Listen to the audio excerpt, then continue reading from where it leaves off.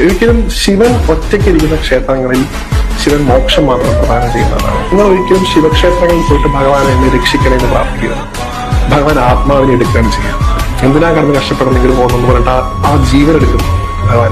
അതാണ് ശിവക്ഷേത്രങ്ങളിൽ അല്ലെങ്കിൽ ശിവനെ പലരും പേടിയോട് കാണുന്നത്. കാരണം ഈ ജനന മരണ ചക്രങ്ങളിലൂടെ ഒന്നും നീ കടന്നു പോകണ്ട, നീ എന്നെ ആശ്രയിച്ചു പോന്നു.